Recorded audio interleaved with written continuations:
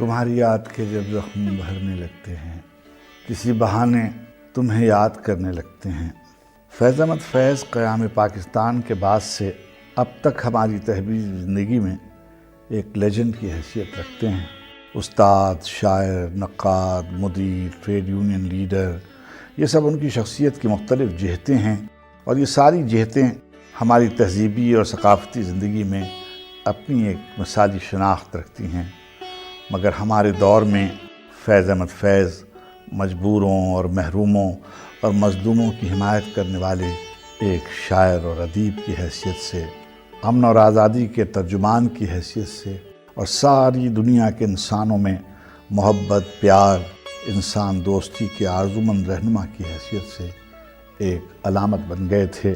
وہ ساری دنیا میں پروگریسو تھاٹ کے عظیم نمائندوں میں شمار کیے جاتے تھے۔ ان کا نام مایاکوفسکی، لورکا، پابلو نیرودا، سنگھور، اوگسٹینو نیتو، ناظم حکمت، رسول حمزہ توف کے ساتھ لیا جاتا تھا۔ میں نے زندگی کی کئی دہائیاں ان کے ایک نیازمند کی حیثیت سے گزاری۔ دنیا میں جہاں کہیں بھی گیا ہوں، لوگوں نے ان کا ذکر بہت احترام اور بہت عقیدت کے ساتھ کیا ہے۔ کہا جاتا ہے کہ بعض لوگوں کی آنکھوں میں موہنی ہوتی ہے، جو انہیں نظر بھر کے دیکھتا ہے بس وہ انہی کا ہو کے رہ جاتا ہے۔ فیض صاحب کی تو پوری شخصیت ہی موہنی، منموہنی تھی۔ ایک بار جو ان سے ملتا وہ ہمیشہ کے لیے ان کا گرویدہ ہو جاتا تھا۔ یہی سبب ہے کہ بہت قریب عزیز و اقارب اور حلقہ نیازمنداں کی تو بات ہی کیا ہے، جو بھی ایک بار ان کی محفل میں آ گیا وہ پھر عمر بھر کے لیے انہی کا ہو رہا۔ متھ اور لیجنڈ کا یہ کمال ہوتا ہے کہ اگر ایک بار قائم ہو جائے تو پھر کوئی 1000 بار اس کو ڈھانے کی کوشش کرے تو اس کا کچھ بھی نہیں بگاڑ پاتا۔ عالمی ادبی حلقوں میں انہیں ایک نظریاتی، آدرشوادی اور ترقی پسند ادیب کے طور پر یاد کیا جاتا تھا، اور پاکستان میں بھی وہ اس کی نظری قیادت کے ترجمان سمجھے جاتے تھے۔ کون اس بات سے واقف نہیں ہے کہ جب بھی ان کے آدرش یا نظریے کے خلاف سفارائی ہوئی تو سب سے زیادہ نشانہ انہی کی ذات ہوتی تھی۔ میں 1965 میں پہلی بار ان سے کراچی میں ملا تھا، مگر اس سے کہیں بیشتر میرا ان کا ایک غائبانہ تعارف ہو چکا تھا۔ میں نے ایک بار بہت بعد میں ان کی 70ویں سالگرہ کے موقع پر برطانیہ کے ٹیلی ویژن نیٹ ورک BBC سے ان کا انٹرویو کیا۔ انٹرویو میں میرے ساتھ احمد فراز صاحب، ممتاز شاعر، اور فیض صاحب کے دیرینہ نیازمند بھی شامل تھے۔ برمنگھم میں ہونے والے اس ٹیلی ویژن انٹرویو میں میں نے ان سے بعض باتیں پوچھی۔ میں نے تو پہلے جب ساؤنڈ لیول ٹیسٹ ہو رہا تھا تو میں نے ان سے کہا کہ فیض صاحب وہ باتیں بتائیے کہ جو آپ نہیں چاہتے کہ آپ سے پوچھی جانی چاہیے۔ فرمانے لگے اگر آپ مجھ سے پوچھیں گے کہ میری زندگی میں جن پردہ نشینوں کے نام آتے ہیں وہ کیا ہیں، تو وہ نام میں آپ کو نہیں بتاؤں گا، اور دوسرے وہ میں کلام سینہ بسینہ بھی آپ کو نہیں سناؤں گا جو میں نے کبھی حفیظ جالندھری صاحب سے سنا ہے۔ اس کے بعد جب انٹرویو شروع ہوا تو میں نے آغاز میں ان سے پوچھا کہ فیض صاحب آپ نے ایک بھرپور زندگی گزاری، آپ مڑ کے جب اپنی زندگی کی طرف دیکھتے ہیں تو کوئی پچھتاوا ہے؟ فیض صاحب نے بغیر کسی تعامل کے یہ بات کہی کہ زندگی میں 2 پچھتاوے ہیں۔ ایک تو یہ کہ میں قرآن حکیم حفظ کرنا چاہتا تھا، مگر 4-5 پاروں کے حفظ کرنے کے بعد میں نے یہ سلسلہ منقطع کر دیا، مجھے ساری عمر اس کا ملال رہا۔ دوسری بات کہنے لگے کہ میں کرکٹر بننا چاہتا تھا اور میں کرکٹر نہیں بن سکا۔ فراز نے بیچ میں ایک لقمہ دیا کہ فیض صاحب اگر آپ کرکٹر ہو بھی جاتے تو کتنی دیر آپ کرکٹ کھیل سکتے تھے، اب جو آپ کی شہرت ہے وہ تو بہت قائم رہنے والی اور باقی رہنے والی ہے۔ فیض صاحب نے کہا بھائی ہم کرکٹر بن سکتے یا نہ سکتے، ہماری خواہش تو تھی کہ ہم کرکٹر ہوتے۔ بر صغیر کی پوری اردو دنیا میں ان کا چرچا تھا، اور پھر جب ان کی کتاب نقش فریادی شائع ہوئی تو پورا بر صغیر اقبال کے بعد سب سے معتبر اور سب سے متاثر کرنے والی آواز سے روشناس ہوا۔ کیا کیا نظمیں تھیں جو نقش فریادی میں شامل ہیں۔ اس کی ایک نظم جو اب ملکہ نور جہاں نے گائی بھی ہے، اور بھی دوسری ہمارے گلوکاروں نے اس پر طبع آزمائی کی ہے، مگر سچی بات یہ ہے کہ جیسی نظم انہوں نے گا دی ویسی کسی اور نے اس نظم کا حق ادا نہیں کیا۔ فیض صاحب کی یہ نظم بظاہر اپنے رومانوی مزاج کی وجہ سے جانی جاتی ہے، مگر اس میں جو پہلی بار ایک سطح کا نظریہ پیش کیا گیا تھا، اس صورت میں وہ غالباً آپ اپنی مثال ہے، پھر ویسی نظم اس طرح سے مشہور نہیں ہوئی۔ مجھ سے پہلی سی محبت میرے محبوب نہ مانگ۔ نقش فریادی فیض صاحب کا پہلا مجموعہ ہے، اور اسی سے اندازہ ہوتا ہے کہ فیض صاحب کا مجموعہ جب پڑھنے والوں نے پڑھا ہوگا تو اس وقت بھی یہ اندازہ کیا جا سکتا تھا کہ بالکل ایک الگ طرح کی آواز ہے جو اپنے ماحول میں جڑی ہوئی بھی ہے، اپنی تہذیبی روایت سے اس کا ربط بھی ہے اور بہت مختلف بھی ہے۔ کون جانتا تھا اختر شیرانی اور جوش، حفیظ جالندھری اور صوفی تبسم، یہ وہ آوازیں تھیں جو اقبال کے بعد بہت تب و تاب کے ساتھ اردو دنیا میں نمایاں ہوئی تھیں، مگر ان آوازوں کے ہوتے ہوئے فیض نے اپنی ایک الگ آواز کی شناخت پیدا کرائی، اور یہ بہت بڑی بات تھی۔ مجھ سے پہلی سی محبت میرے محبوب نہ مانگ۔ میں نے سمجھا تھا کہ تو ہے تو درخشاں ہے حیات، تیرا غم ہے تو غم دہر کا جھگڑا کیا ہے، تیری صورت سے ہے عالم میں بہاروں کو ثبات، تیری آنکھوں کے سوا دنیا میں رکھا کیا ہے، تو جو مل جائے تو تقدیر نگوں ہو جائے، تو جو مل جائے تو تقدیر نگوں ہو جائے، یوں نہ تھا میں نے فقط چاہا تھا یوں ہو جائے، اور بھی دکھ ہیں زمانے میں محبت کے سوا، راحتیں اور بھی ہیں وصل کی راحت کے سوا، انگنت صدیوں کے تاریک بہیمانہ طلسم، ریشم و اطلس و کم خواب میں بنوائے ہوئے، جا بجا بکتے ہوئے کوچہ و بازار میں جسم، خاک میں لتھڑے ہوئے خون میں نہلائے ہوئے، لوٹ جاتی ہے ادھر کو بھی نظر کیا کیجیے، اب بھی دلکش ہے تیرا حسن مگر کیا کیجیے، اور بھی دکھ ہیں زمانے میں محبت کے سوا، راحتیں اور بھی ہیں وصل کی راحت کے سوا، مجھ سے پہلی سی محبت میرے محبوب نہ مانگ۔ فیض صاحب کی یہ نظم اردو شاعری میں ایک نئے دور کا آغاز تھا۔ انہوں نے بہت ہی لاجواب رومانوی نظمیں لکھیں۔ فیض صاحب سے پہلے اختر شیرانی کی بڑی مؤثر آواز تھی جو خالصتاً عشقیہ روایت اور رومانوی فضا میں پرورش پانے والی آواز کی طرح تھی۔ دوسری طرف اقبال کا لہجہ تھا، جوش کی آواز تھی، حفیظ جالندھری کا اپنا الگ آہنگ تھا۔ اسی آہنگ کے بیچ فیض صاحب نے اردو کی ایک بہت بے مثال نظم لکھی، ایک رقیب سے۔ نظم کیا ہے؟ جدید نظم میں نے ایک طالب علم کی حیث سے دنیا کے ادب کا مطالعہ کیا ہے، مگر میں نے کہیں اس موضوع پر اس سے بہتر نظم نہیں دیکھی۔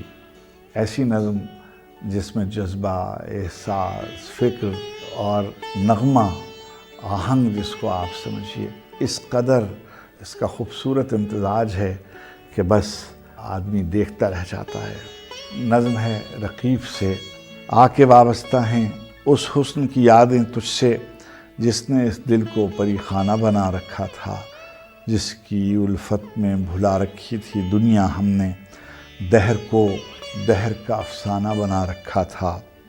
آشنا ہیں تیرے قدموں سے وہ راہیں جن پر ان کی مدہوش جوانی نے عنایت کی ہے، کارواں گزرے ہیں جن سے اسی رعنائی کے جس کی ان آنکھوں نے بے سود عبادت کی ہے، تجھ سے کھیلی ہیں وہ محبوب ہوائیں جن میں اس کے ملبوس کی افسردہ مہک باقی ہے، تجھ پہ بھی برسا ہے اس بام سے مہتاب کا نور جس میں بیتی ہوئی راتوں کی کسک باقی ہے، تو نے دیکھی ہے وہ پیشانی، وہ رخسار، وہ ہونٹ، زندگی جن کے تصور میں لٹا دی ہم نے، تو نے دیکھی ہے وہ پیشانی، وہ رخسار، وہ ہونٹ، زندگی جن کے تصور میں لٹا دی ہم نے، تجھ پہ اٹھی ہیں وہ کھوئی ہوئی ساحر آنکھیں، تجھ کو معلوم ہے کیوں عمر گوا دی ہم نے، ہم پہ مشترکہ ہیں احسان غم الفت کے،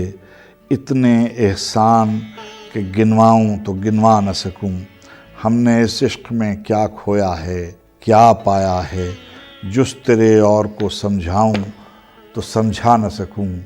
عاجزی سیکھی، غریبوں کی حمایت سیکھی، یاس و حرمان کے دکھ درد کے معنی سیکھے، زیر دستوں کے مصائب کو سمجھنا سیکھا، سرد آہوں کے رخ زرد کے معنی سیکھے۔ جب کہیں بیٹھ کے روتے ہیں وہ بے کس جن کے اشک آنکھوں میں بلکتے ہوئے سو جاتے ہیں، ناتوانوں کے نوالوں پر جھپٹتے ہیں عقاب، بازو تولے ہوئے منڈلاتے ہوئے آتے ہیں۔ جب کبھی بکتا ہے بازار میں مزدور کا گوشت، شاہراہوں پہ غریبوں کا لہو بہتا ہے، آگ سی سینے میں رہ رہ کے ابلتی ہے نہ پوچھ، اپنے دل پر مجھے قابو ہی نہیں رہتا ہے۔ بظاہر یہ صورتحال یہ تھی کہ ملک آزاد ہو چکا تھا اور فیض صاحب کے نقطہ نظر سے وہ اہداف حاصل نہیں کیے جا سکے جو تحریک آزادی کا بنیادی مقصد تھا، اور ہمارے قافلے کسی اور طرف نکل گئے۔ چنانچہ پوری صورتحال کو وہ داغ داغ اجالا، یہ شب گزیدہ سحر جو صبح آزادی کے عنوان سے جو انہوں نے نظم لکھی، اس میں اس بات کی پوری وضاحت انہوں نے کی ہے۔ یہ داغ داغ اجالا، یہ شب گزیدہ سحر، وہ انتظار تھا جس کا یہ وہ سحر تو نہیں، یہ وہ سحر تو نہیں جس کی آرزو لے کر چلے تھے یار کہ مل جائے گی کہیں نہ کہیں، فلک کے دشت میں تاروں کی آخری منزل، کہیں تو ہوگا شب سست موج کا ساحل، کہیں تو جا کے رکے گا سفینہ غم دل، جوان لہو کی پراسرار شاہراہوں سے چلے جو یار تو دامن پر کتنے ہاتھ پڑے، دیار حسن کی بے صبر خواب گاہوں سے پکارتی رہی باہیں، بدن بلاتے رہے، بہت عزیز تھی لیکن رخ سحر کی لگن، بہت قرین تھا حسینہ نے نور کا دامن، سبک سبک تھی تمنا، دبی دبی تھی تھکن، سنا ہے ہو بھی چکا ہے فراق ظلمت و نور، سنا ہے ہو بھی چکا ہے وصال منزل و گام، بدل چکا ہے بہت اہل درد کا دستور، نشاط وصل حلال و عذاب ہجر حرام، جگر کی آگ نظر کی امنگ دل کی جلن، کسی پر چارہ ہجراں کا کچھ اثر ہی نہیں، کہاں سے آئی نگار صبا کدھر کو گئی، ابھی چراغ سر رہ کو کچھ خبر ہی نہیں، ابھی گرانی شب میں کمی نہیں آئی، نجات دید و دل کی گھڑی نہیں آئی، چلے چلو کہ وہ منزل ابھی نہیں آئی، چلے چلو کہ وہ منزل ابھی نہیں آئی۔ فیض کی جو زندہ کی زندگی ہے وہ بے حد تکلیف دہ مگر بے حد مؤثر ان معنی میں کہ دست صبا اور نقش فریادی کے بعد زندہ نامہ میں وہ پوری ترجمانی آپ کو نظر آتی ہے۔ دنیا بھر کی حفصیہ شاعری میں زندہ نامہ کو بہت نمایاں مقام حاصل ہے۔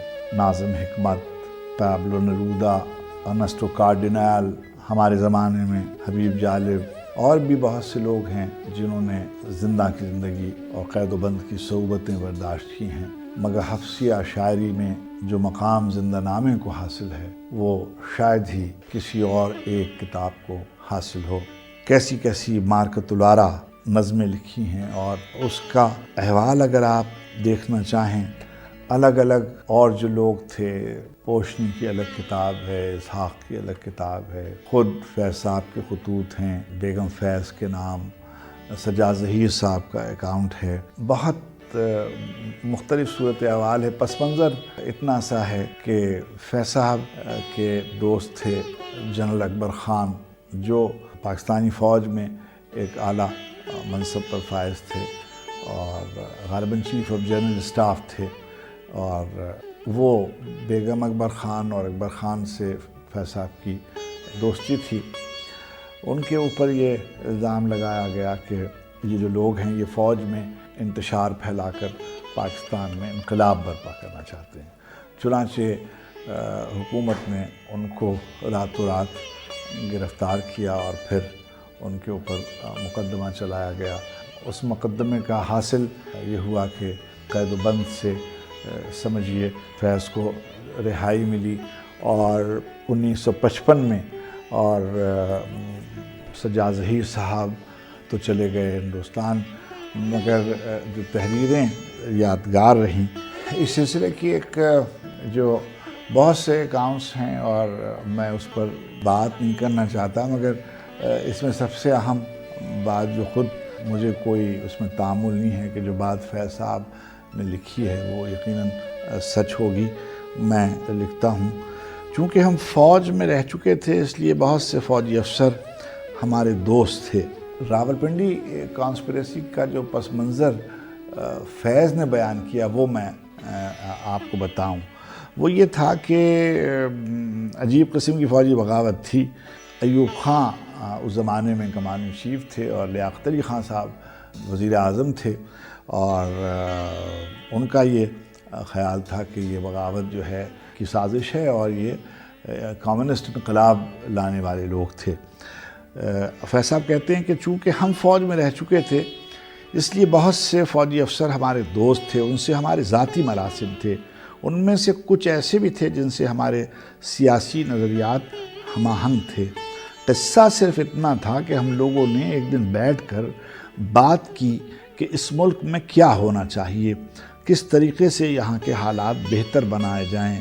ملک کو بنے ہوئے 4-5 سال کا عرصہ گزر چکا تھا، نہ یہاں آئین بنا، نہ سیاست کا ڈھانچہ ٹھیک طرح سے منظم ہوا تھا۔ ملک کی بری، بحری اور فضائی افواج کے سربراہ لیاقت علی خان تھے۔ کشمیر کا قصہ بھی تھا۔ غرض یہ کہ اس طرح کے مسائل تھے جن پر گفتگو رہتی تھی۔ چونکہ دوستوں سے ذاتی مراسم تھے اس لیے ہم بھی ان کی گفتگو میں شریک ہوتے تھے۔ انہوں نے خود ہی ساری منصوبہ بندی کی اور ہم سے کہا ہماری بات سنیے۔ ہم نے ان کی بات سن لی، پھر انہوں نے خود ہی فیصلہ کیا کہ حکومت کا تختہ نہیں الٹنا چاہیے، لیکن ہم پر مقدمہ اس کے برعکس بنا۔ اب یہ ہوا کہ ایک رات کو یہ سارے کے سارے جو دوست تھے جس میں اعلیٰ فوجی افسر بھی شامل تھے، یہ سب گرفتار کیے گئے اور ان کو مختلف جیلوں میں رکھا گیا۔ جب پہلے دن ان کو گرفتاری کے لیے بھیجے گئے لوگ تو اس کا واقعہ بیگم ایلس فیض نے ایک خط میں لکھا ہے۔ رات کے 2 بجے کا وقت ہوگا کہ اچانک میری آنکھ کھل گئی۔ میں نے دیکھا کہ ہمارے کمرے کی کھڑکی کے شیشوں پر ٹارچ کی روشنی پڑ رہی ہے جو کبھی بجھ جاتی ہے اور کبھی دائیں بائیں حرکت کرتی ہوئی معلوم ہوتی ہے۔ میں بستر سے اٹھی اور کھڑکی کھول کر نیچے دیکھا۔ نیم تاریکی میں مجھے متعدد آدمی کھڑے اور سرگوشیوں میں باتیں کرتے ہوئے نظر آئے۔ ان میں سے اکثر رائفلوں، بندوقوں اور پستولوں سے مسلح تھے۔ ٹارچ کی روشنی چمکی تو پولیس کی وردیاں نمایاں طور پر نظر آ گئیں۔ میں نے کھڑکی بند کی اور فیض کو جگایا اور صورتحال واضح کی۔ ان سے پولیس کی اس بے وقت آمد کا سبب پوچھا۔ مسکرا کے کہنے لگے ہم اخبار نویسوں کے گھروں کی آئے دن تلاشیاں ہوتی رہتی ہیں، کچھ ایسا ہی قصہ ہوگا۔ تلاش کا ذکر سے مجھے یاد آ گیا کہ ہماری الماری میں 1-2 بیئر کی بوتلیں رکھی ہیں، ایسا نہ ہو کہ تلاش کے دوران پکڑی جائیں اور خواہ مخواہ کسی ضابطۂ آبکاری کے تحت دھر لیے جائیں۔ میں نے دونوں بوتلیں نکالی اور مکان کی پشت کی جانب نیچے پھینک دیں۔ بوتلوں کے ٹوٹنے سے جو دھماکہ ہوا تو پولیس کے جوان گھبراہٹ میں پیچھے بھاگے۔ نہ جانے انہیں اس دھماکے سے کیا شبہ ہوا۔ تھوڑی دیر بعد دروازے پہ دستک ہوئی۔ فیض نے جا کے دروازہ کھولا۔ پولیس کے چند اعلیٰ افسر موجود تھے۔ انہوں نے فیض کی گرفتاری اور تلاش کے وارنٹ دکھائے۔ تلاشی شروع ہو گئی۔ گھر کا کونا کونا دیکھا گیا۔ کپڑوں کے بکس، کتابوں کی الماریاں، اخبارات اور رسائل کے فائل، غرض ہر چیز زیر و زبر کر کے رکھ دی گئی۔ بڑی دیر کے بعد اس کام سے فارغ ہوئے تو فیض کو تیار ہونے کے لیے کہا۔ انہوں نے ہاتھ منہ دھو کر کپڑے بدلے اور مسکراتے ہوئے ان کے ہمراہ چل دیے۔ میری پریشانی دیکھ کر کہنے لگے گھبرانے کی کوئی بات نہیں ہے، کسی سلسلے میں پوچھ گچھ کے لیے کوتوالی میں طلب کیا ہے، 1.5-2 گھنٹے کے بعد لوٹ آؤں گا۔ مگر بقول اشفاق احمد کے ہوا یوں کہ یہ 1.5-2 گھنٹے فیض صاحب کی زندگی میں خاصے طویل آزما ہوتے چلے گئے اور انہیں زندہ کی دیواروں کے پیچھے اپنی آزادی کے لیے برسوں انتظار کاٹنا پڑے۔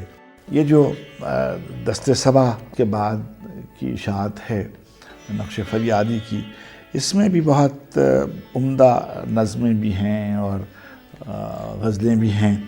اس کی اشاعت کے بعد سمجھیے 5 جنوری 1953 کو فیض کے مقدمے کا فیصلہ ہوا۔ یہ فیصلہ ان کے خلاف تھا اور انہیں 2.5 سال کی سزا ہوئی، مگر پھر یہ ہوا کہ 24 مارچ کو آج رات کو 8 بجے ریڈیو پاکستان سے یہ خبر سن کر انتہائی مسرت ہوئی کہ پنجاب ہائی کورٹ نے راولپنڈی کیس کے ان اسیروں کو ضمانت پر رہا کر دیا ہے۔ اکبر خان، فیض احمد فیض، محمد خان جنجوعہ، لطیف خان، حسن خان، نیاز محمد ارباب، محمد اسحاق۔ ہائی کورٹ میں ان کی درخواستوں کی سماعت 28 مارچ کو ہوگی۔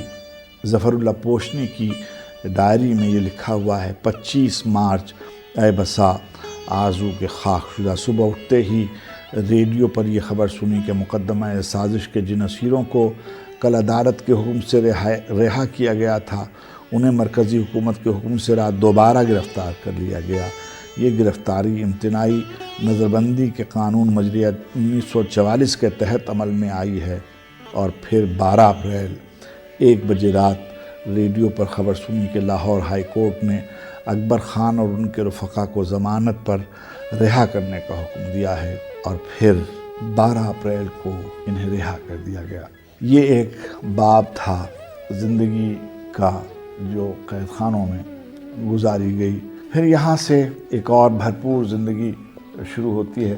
فیض صاحب نے پاکستان ٹائمز میں بہت یادگار دن گزارے، اور پاکستان ٹائمز میں بحیثیت مدیر کے ان کے اداریے ایسے ہیں کہ جن پر کام کیا جانا چاہیے۔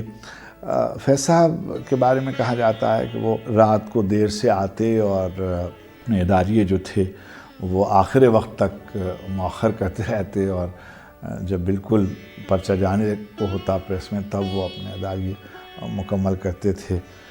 حمید اختر صاحب نے جو ان کے رفیق کار تھے، ان کے دیرینہ نظریاتی دوست بھی تھے، اور ان کے ساتھ انہوں نے کام بھی کیا تھا۔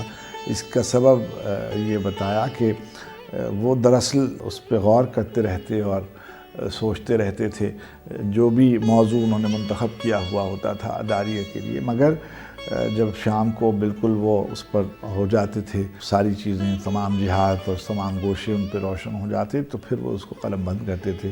مگر میں سمجھتا ہوں کہ اس میں فیض صاحب کی کاہلی کو بھی دخل ہوگا۔ فیض صاحب تساہل پسند میرے نزدیک واقع ہوئے تھے۔ بعض چیزیں وہ مؤخر کرتے رہتے تھے، اور جب وہ آخر وقت آتا تھا تو شاید ان کو لکھنے میں نسبتاً آسانی محسوس ہوتی ہو، اور وہ اس کام کو شدت کے ساتھ اس کی اہمیت کو محسوس کرتے ہوئے مؤخر کرتے ہوں۔ اب جب کہ رفتہ رفتہ فیض صاحب کی زندگی اور راستوں پہ جاتی رہی، فیض صاحب کے بارے میں بہت سی باتیں اور کی جاتی ہیں۔ اس میں ایک اہم رول ان کا ہے نظریاتی۔ ترقی پسند تحریک سے وہ ہمیشہ وابستہ رہے، اور یہی وجہ ہے کہ جب ملک میں ترقی پسند فکر کے حوالے سے بہت مشکل حالات پیدا ہوئے، تب بھی انہوں نے اس تحریک کا ساتھ نہیں چھوڑا، اور اس آدرش سے روگردانی نہیں کی جو اس کا اصل اصول تھا اور اصل اس کے اہداف تھے۔ ان کی ہمیشہ انہوں نے حمایت کی۔ ان کے اوپر بہت الزام لگے، اور ان کو کہا گیا کہ وہ روس نواز کمیونسٹ اور چین نواز کمیونسٹ، یہ اصطلاحیں اس زمانے میں بہت وضع کی جاتی تھی، مگر فیض صاحب نے اس کی پرواہ کیے بغیر بین الاقوامی سطح پر اپنی جد و جہد کو جاری رکھا۔ فیض صاحب کا جو ایک اور بڑا کارنامہ یہ تھا کہ انہوں نے ادبی سطح پر اور تہذیبی سطح پر ایک بات منوائی: قلم کا اور اہل قلم کا احترام کیا جانا چاہیے، اور ان کا اعتبار اور وقار بلند کرنے کے حوالے سے فیض صاحب نے بہت عملی نوعیت کے کام کیے۔ ہمیں احساس نہیں ہوتا کہ اقبال کے بعد شاعر اور افسانہ نگار اور ناول نگار معاشرے کے طبقہ اشرافیہ میں اور عوام میں دونوں طرف اس کی اہمیت کا احساس پیدا کرنے میں فیض نے بہت بنیادی کردار ادا کیا، اور وہ خود اس کی مثال تھے۔ وہ جس محفل میں تشریف لاتے، جہان دانش کی محفل ہو، اہل سیاست کی محفل ہو، عوام کی محفلیں ہوں، مجالس ہوں، ان کا بہت احترام کیا گیا۔ اور عجیب و غریب صورت احوال تھی کہ فیض صاحب بہت شکر گزار آدمی تھے۔ انہوں نے ہمیشہ لوگ ملک سے باہر جاتے اور طرح طرح کی باتیں کرتے ہیں اور اس کا ذکر کرتے ہیں۔ میں آپ کو ایک بہت مزے کی بات بتاؤں۔ میں لندن کے قیام کے زمانے میں جب پاکستان آیا تھا 1965 میں، اور میں ریڈیو سے اور ٹیلی ویژن سے وابستہ ہوا، تو اس زمانے میں پہلے میرے استاد احتشام حسین صاحب نے مجھے تعارف نامہ لے کے بھیجا، اور فیض صاحب کے پاس میں گیا، اور اس وقت پہلا رابطہ ان سے رو در رو ملاقات کا شرف مجھے حاصل ہوا۔ فیض صاحب نے میری ملازمت کے لیے بہت کوششیں کی اور کئی جگہوں پر میری سفارش کی۔ میں جب ریڈیو پاکستان میں اور خبریں پڑھنے لگا، اس سے وابستہ ہوا، پھر ٹیلی ویژن قائم ہوا اور اس سے وابستہ ہوا، تو پھر میری فیض صاحب سے نیازمندی کی تجدید ہوئی۔ اور اس زمانے میں نے پاکستان ٹیلی ویژن کے اسلم اظہر صاحب جنرل مینیجر ہوتے تھے، تو میں نے اسکرپٹ کے شعبے سے وابستگی کے سبب 3 ناولوں کی ایک تجویز پیش کی کہ ہمارے یہاں سے اس کو نشر کیا جانا چاہیے۔ میں دیکھتا تھا BBC سے اور امریکن ٹیلی ویژنس کی جو فلمیں ہمارے یہاں چلتی تھیں، اس میں بعض ایسی فلمیں بھی تھیں کہ جو ناولوں پر بیس کرتی تھیں۔ چنانچہ میں نے بھی ایک تجویز پیش کی کہ اگر ہم یہ کریں کہ 3 ناولوں کا ایک سلسلہ شروع کریں، اور اس میں جو میں نے ناول تجویز کیے، اس میں ایک ناول تھا خدا کی بستی، ایک ناول تھا اداس نسلیں، اور ایک ناول تھا آنگن۔ آنگن خدیجہ مستور کا ناول تھا، اداس نسلیں عبداللہ حسین نے ناول لکھا تھا، اور خدا کی بستی شوکت صدیقی کا۔ اسلم اظہر صاحب نے اس کو منظور کیا، اور ہم نے خدا کی بستی کا پروگرام بنایا۔ عشرت انصاری اس کے پہلے دور کے پروڈیوسر تھے۔ شوکت صدیقی صاحب مرحوم میرے کالج کے اور میری یونیورسٹی سے ان کا تعلق تھا، میرا بھی اسی یونیورسٹی سے تعلق تھا، تو وہ میرے لیے بڑے بھائی کی حیثیت رکھتے۔ مجھ سے کہنے لگے کہ افتخار، اگر یہ ہو سکے تو بہت اچھا ہو کہ فیض اس کی ڈرامائی تشکیل کر دیں۔ تو میں نے ان سے کہا کہ اچھا، اور شوکت صدیقی تھے وہ چینی گویا گروہ سے تعلق رکھتے تھے، اشتراکی نظریات رکھنے والوں کے، تو مجھے یہ نہیں اندازہ تھا کہ فیض صاحب مان جائیں گے۔ چنانچہ میں اس زمانے میں فیض صاحب کراچی میں بیمبی کے وہاں سوسائٹی میں رہتے تھے، PCHS میں ان کے یہاں حاضر ہوا، اور میں نے گزارش کی کہ یہ ہے ہماری خواہش، اور شوکت بھائی کی اور میری اور اسلم اظہر صاحب کی۔ انہوں نے اس سے ساہ کرم انہوں نے اعتراف کیا، اور اب وہ ڈرامائی تشکیل، تو انہوں نے مجھ سے کہا کہ ٹھیک ہے تم میرا نام دے دو، لیکن میں ایسے کرو کہ مجھ کو تم دکھا لیا کرو، اور پھر میں اس کو اس کی تبویب کر لو، اس کی قسطوار تقسیم کر لو، اور پھر مجھے دے دو، پھر میں دیکھ کے تمہیں واپس۔ چنانچہ انہوں نے مگر 6 یا 7 قسطیں انہوں نے کی۔ پھر وہ جیسے میں نے عرض کیا تھا کہ ان کی تساہل کی صورت جو تھی وہ مانے آئی۔ خود شوکت بھائی اتنی دیر سے اسکرپٹ فراہم کرتے تھے کہ جیسے پرسوں اس زمانے میں ریکارڈنگز کرتے تھے، اور فوراً ہی آن ایئر جانے کا ہوتا تھا تو جلدی کرنا پڑتا تھا، مگر وہ بہت اس کی شہرت ہوئی۔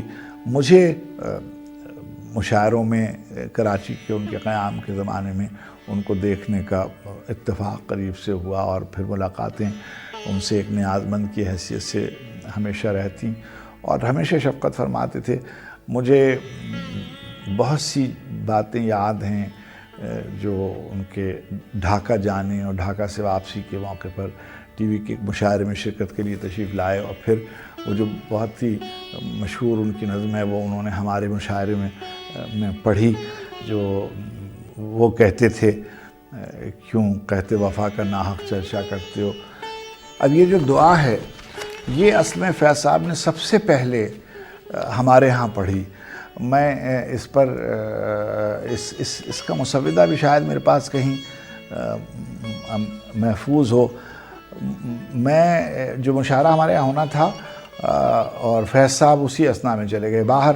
چنانچہ ہم نے یہ طے کیا کہ جب فیض صاحب تشریف لائیں گے تب اس کی ریکارڈنگ کریں گے. جس دن ان کو آنا تھا اسی دن ہمارے مشاعرے کی تاریخ تھی. چنانچہ میں یہاں سے احمد فراز صاحب وہاں آئے ہوئے تھے اور ہماری دوستی تھی تو وہ ہمارے پاس بیٹھے ہوئے تھے. میں خالد سعید بٹ اور احمد فراز صاحب ان کو ایئرپورٹ کراچی ایئرپورٹ لینے گئے. اس زمانے میں ہم لوگ وہاں ایئرپورٹ کے دروازے تک جا سکتے تھے. ہم وہاں گئے تو فیض صاحب نے کہا کہ افتخار بھائی وہ ہم نے وہاں نظم لکھی ہے اور انہوں نے مجھے یہ نظم فراہم کی جو شاید آج بھی میرے کاغذوں میں محفوظ ہو، ان کے ہاتھ کی لکھی ہوئی. ہم کیا کرتے کس راہ چلتے، ہر راہ میں کانٹے بکھرے تھے، ان رشتوں کے جو چھوٹ گئے، ان صدیوں کے یارانوں کے جو ایک ایک کر کے ٹوٹ گئے. آپ یقین جانیے گا یہ نظم پڑھ کر بس میں نے بہت گریہ کیا. اور اب بھی جب یہ نظم پڑھتا ہوں تو وہ سارے واقعات اور وہ صورتیں یاد آ جاتی ہیں جو مشرقی پاکستان میں کھوئی گئیں اور سقوط مشرقی پاکستان کی نظر ہو گئیں. ہم کیا کرتے کس راہ چلتے، ہر راہ میں کانٹے بکھرے تھے، ان رشتوں کے جو چھوٹ گئے، ان صدیوں کے یارانوں کے جو ایک ایک کر کے ٹوٹ گئے. جس راہ چلے جس سمت گئے یوں پاؤں لہو لہان ہوئے. سب دیکھنے والے کہتے تھے، سب دیکھنے والے کہتے تھے یہ کیسی ریت رچائی ہے، یہ مہندی کیوں لگائی ہے. وہ کہتے تھے کیوں کہتے وفا کا ناحق چرچا کرتے ہو، پاؤں سے لہو کو دھو ڈالو. یہ راہیں جب اڑ جائیں گی 100 رستے ان سے پھوٹیں گے. وہ کہتے تھے کیوں کہتے وفا کا ناحق چرچا کرتے ہو، پاؤں سے لہو کو دھو ڈالو. یہ راہیں جب اڑ جائیں گی 100 رستے ان سے پھوٹیں گے. تم دل کو سنبھالو جس میں ابھی 100 طرح کے نشتر ٹوٹیں گے. اور وہیں کہیں وہ غزل بھی ڈھاکہ سے واپسی پر لکھی تھی جس کا بہت ذکر ہوتا رہتا ہے. ہم کے ٹھہرے اجنبی اتنی ملاقاتوں کے بعد، پھر بنیں گے آشنا کتنی مداراتوں کے بعد. کب نظر میں آئے گی بے داغ سبزے کی بہار، خون کے دھبے دھلیں گے کتنی برساتوں کے بعد. یہ غزل جب مدتوں بعد انہوں نے پڑھی تو عبدالستار صاحب، جسٹس عبدالستار صاحب جو بعد میں بنگلہ دیش کے صدر بنے، انہوں نے کہا تھا کہ فیض صاحب خون کے دھبے برساتوں سے نہیں دھلتے. ایک ان کا پیشن تھا ملک میں اچھی فلمیں بنانے کا پیشن. انہوں نے اے جے کاردار صاحب کے ساتھ مل کر اس پہ کام کیا. وہ پہلے بھی ایک فلم بنا چکے تھے جاگو ہوا سویرا، اور دوسری فلم دور ہے سکا گاؤں یہ بھی انہوں نے کی. مگر سچی بات یہ ہے کہ وہ دونوں فلمیں فیض صاحب کو ظاہر پسند تھیں. ہم ان کے محبت کرنے والے، وہ ایک آدرش کو رکھ کر سامنے فلمیں بنائی گئی تھیں، مگر وہ زیادہ باکس آفس پر ہٹ نہیں ہوئیں.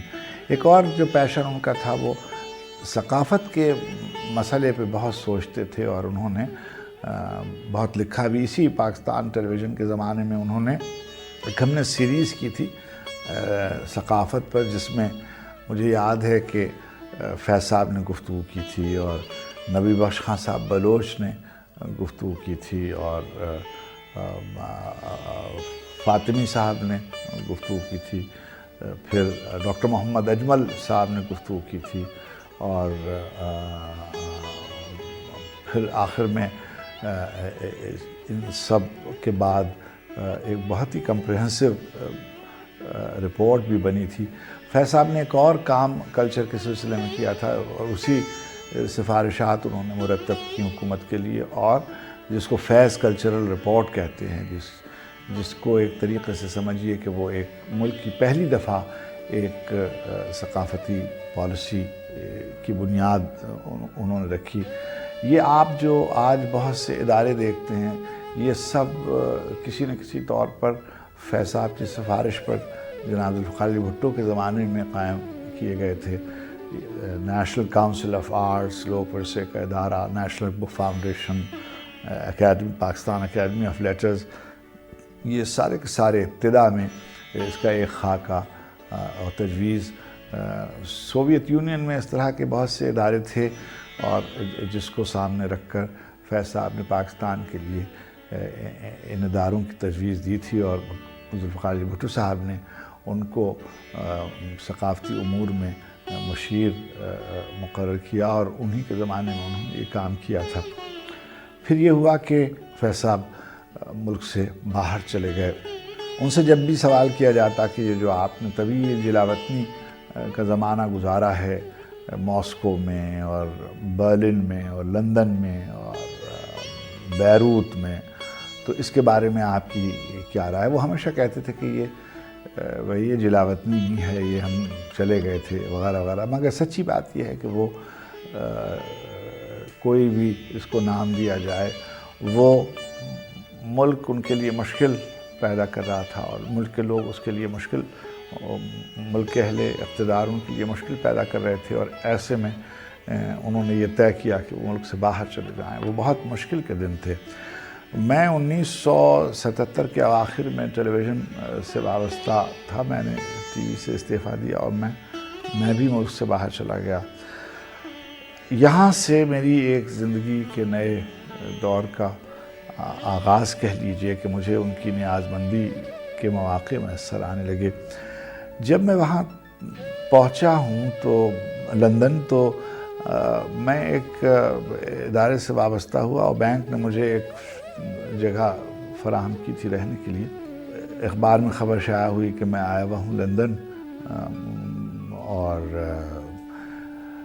تو جو پہلے ہی ویکینڈ پر جن لوگوں نے مجھے عذرائے کرم فون کیا اور میری خیریت دریافت کی، اس میں فیض صاحب بھی شامل تھے، اور فیض صاحب اسی رات میرے گھر تشریف لائے، اور میرے دوستوں میں وہاں کچھ لوگ، ریاض منصوری صاحب مشہور صحافی ہیں، وہ وہاں آئے ہوئے تھے، اور ہمارے دوست جو ایک زمانے میں پاکستان کے مشیر رہے ہیں صحت کے، ڈاکٹر طارق سہیل، وہ وہاں تشریف لائے ہوئے تھے۔ تو میں نے ان سے کہا کہ سر آج نہ آئیے، میری لفٹ خراب ہے، مگر وہ نہیں، اور میں خود حاضر ہوتا ہوں اور قدم بوسی کے لیے جاؤں گا، مگر وہ شفقت فرماتے تھے، اور وہ تشریف لائے، اور وہاں آ کر انہوں نے بہت شعر سنائے۔ میں، وہ ہمارے دوست اور ساقی فاروقی، ہم سب نے بہت دیر ان سے استفادہ کیا۔ وہی زمانہ تھا کہ جب ہم نے اپنے ایک نئے عہد کا آغاز کیا، اور مجھے یہ اندازہ ہوا کہ زندگی میں اللہ جو نعمتیں دیتا ہے اس میں افراد کتنی بڑی نعمت ہوتے ہیں، اور ہم کو نعمتوں کی قدر کرنی چاہیے۔ میں سمجھتا ہوں کہ زندگی میں مجھے بہت سی نعمتیں عطا ہوئیں، بعض شکلیں نعمتوں کی افراد کی شکل میں تھیں۔ فیض صاحب، مشتاق احمد دیوسی صاحب ان لوگوں میں تھے کہ جو میرے لیے زندگی میں نعمتوں کی حیثیت رکھتے ہیں۔ اسلم اظہر صاحب، سلیم گیلانی صاحب، زندگی کے مختلف موڑ پر انہوں نے میری رہنمائی کی، اس لیے یہ میرے محسن ہیں، اور میں ان کو محبت سے یاد کرتا ہوں، اور میں نے ان کو بہت قریب سے دیکھا۔ میں شعر لکھتا تھا اور چھپتا بھی تھا، اور فیض صاحب مجھ کو اس حیثیت سے جانتے بھی تھے، مگر پھر انہوں نے میری بہت حوصلہ افزائی کی، اور میرے لیے بہت عزت کی بات ہے کہ میرے پہلے مجموعے کا پیش لفظ انہوں نے لکھا۔ یہ جو زمانہ برطانیہ کے قیام کا تھا ان کا بھی، اور ان کے آنے جانے کا زمانہ، وہ بہت میرے لیے بہت اہم تھا، اور میری اپنی تہذیبی گویا ترشیل میں اس کا بڑا ہاتھ ہے۔ فیض صاحب کے لیے ہم نے جب اردو مرکز آغا ندوی صاحب نے قائم کیا اور الطاف گوہر صاحب نے اس کی بنیاد رکھی، تو فیض صاحب پہلے آدمی تھے جو اس دفتر میں تشریف لائے، اور انہوں نے میرے لیے اس ادارے کے لیے بہت نیک خواہشات کا اظہار کیا۔ ہم نے جب پہلی دفعہ اس کا جلسہ کیا تو ہم نے کامن ویلتھ انسٹیٹیوٹ لندن میں ان کو زحمت دی، وہاں پر ضیاء محی الدین صاحب نے فیض صاحب کی نظمیں پڑھیں اور رالف رسل نے ان کے بارے میں شخصیت اور فن کے حوالے سے اظہار خیال فرمایا۔ فیض صاحب وہاں تشریف فرما تھے اور بڑے ادیب اور شاعر مشتاق احمد جوسی صاحب اور ماجد علی صاحب اور بہت سے دوسرے افراد وہاں جمع تھے، اور میں ظاہر ہے کہ میزبان تھا۔ جب زہرا آپا نے ان کی مشہور نظم میرے دل میرے مسافر پڑھنی شروع کی، پہلی دفعہ لوگوں نے وہ نظم سنی، آپ یقین کیجئے گا کہ سارا جو مجمع تھا وہ افسردگی اور ملال کی فضا میں تھا، اور بہت سی بیویوں اور بہت سے مہمانوں کی آنکھوں میں آنسو تھے، اور فیض صاحب جو ضبط کے انتہائی ہنر سے واقف تھے، میں نے زندگی میں پہلی بار ان کی آنکھوں سے آنسو پوچھتے دیکھا۔ میرے دل میرے مسافر جس لحن میں زہرا آپا نے پڑھی، آج بھی جب میں اس کو سوچتا ہوں تو آنکھیں نم ہو جاتی ہیں۔ آپ خود اندازہ کیجئے کہ 70 برس سے اوپر کی زندگی، اور ایک آدمی کبھی ماسکو میں ہے، کبھی دلی میں ہے، کبھی لندن میں ہے، کبھی پیرس میں ہے، کہیں ایک جگہ اس کو قرار نہیں، اور بیروت تو اتنی مشکل جگہ تھی کہ جہاں فلسطینیوں کا رہنا مشکل تھا۔ انہوں نے یاسر عرفات صاحب کے اصرار پر یہ قبول کر لیا تھا کہ وہ فلسطینیوں کے درمیان رہیں، اور وہاں سے افرو ایشین رائٹرز کا جو مجلہ تھا لوٹس، اس کی انہوں نے ادارت سنبھالی، اور بہت دیر تک، یعنی یوں کہہ لیجئے کہ زندگی کے اواخر تک وہ اس سے وابستہ رہے۔ بیروت کے قیام کے زمانے میں مجھے انہوں نے وقتاً فوقتاً خطوط لکھے، وہ سارے خط میرے پاس محفوظ ہیں، کسی وقت شائع ہوں گے۔ اس میں سے 34-35 خط ایسے ہیں کہ جو ضرور شائع ہوں گے، بعض خط ایسے ہیں کہ جس میں میری ذاتی باتیں ہیں، یا ان کی طرف سے 2-1 باتیں ایسی ہیں کہ جو شائع ہونے کی نہیں ہیں۔ ظاہر ہے کہ جو بہت ذاتی خطوط ہوتے ہیں ان کا احترام کیا جانا چاہیے، ذاتی معاملات کا احترام کیا جانا چاہیے۔ فیض صاحب نے ایسی صورتحال وہاں گزاری ہے کہ بیان سے باہر، مثلاً وہاں تھے اور بمباری ہو گئی، اور ڈرائیور جو تھا ان کا وہ شہید ہو گیا، اس کے گھر کے افراد زخمی ہو گئے، پوری رات گویا جاگ کر گزار دی، اور مگر پھر کچھ شعر ہو گئے۔ بہت سی نظمیں ایسی ہیں میرے دل میرے مسافر کی کہ جو کسی نہ کسی طرح پہلی بار میرے خط میں نقل کی گئیں، اور میں نے اسے دوسرے لوگوں سے کہا کہ وہ اس کو شائع کریں۔ میں ایک نظم آپ کو ان کی خطوط سے لے کے سناتا ہوں، جو اور جگہ بھی نقل کی گئی ہے۔ یہ بیروت سے لکھا ہوا خط ہے، سن اس میں نہیں ہے، مگر کسی وقت میں کہیں سے تلاش کر کے اس کا سن لکھوں گا۔ اس میں اگست کی 14 تاریخ کو لکھا ہوا خط ہے، عزیزی افتخار اور خط، اور کیسی عجیب بات ہے، خالد حسن کا قصہ وہ بھی ایک واقعہ ہے، اب اس کو کیا لکھیں۔ نظم میں آپ کو سناتا ہوں۔ میرے ملنے والے، وہ در کھلا میرے غم کدے کا، وہ آ گئے میرے ملنے والے، وہ در کھلا میرے غم کدے کا، وہ آ گئے میرے ملنے والے، وہ آ گئی شام اپنی راہوں میں فرش افسردگی بچھانے، وہ آ گئی رات چاند تاروں کو اپنی آزردگی سنانے، وہ صبح آئی دمکتے نشتر سے یاد کے زخم کو منانے، وہ دوپہر آئی آستی میں چھپائے شعلوں کے تازیانے۔ ادھر کھلا میرے غم کدے کا وہ آ گئے، میرے ملنے والے وہ آ گئی، شام اپنی راہوں میں فرش افسردگی بچھانے وہ آ گئی، رات چاند تاروں کو اپنی آزردگی سنانے وہ صبح آئی، دمکتے نشتر سے یاد کے زخم کو منانے وہ دوپہر آئی، آستی میں چھپائے شعلوں کے تازیانے۔ یہ آئے سب میرے ملنے والے کہ جن سے دن رات واسطہ ہے، تو کون کب آیا کب گیا ہے، دل و نظر کو خبر کہاں ہے، خیال سوئے وطن رواں ہے، سمندروں کی عیال تھامے، ہزار وہم و گما سنبھالے، کئی طرح کے سوال تھامے، ادھر کھلا میرے غم کدے کا وہ آ گئے میرے ملنے والے۔ ایسی بے شمار نظمیں ہیں اور جو بس اداس کرتی ہیں بہت۔ ایک عجیب واقعہ ہوا جسے سنانا چاہتا ہوں۔ لندن کے قیام کے زمانے میں ایک روز BBC سے مجھ کو ٹیلی فون آیا کہ افتخار عارف صاحب وہ مرزا ظفر الحسن کا انتقال ہو گیا۔ مرزا ظفر الحسن فیض صاحب کے بہت قریبی دوست تھے اور انہوں نے فیض صاحب کی کچھ یادوں کو مرتب بھی کیا ہے۔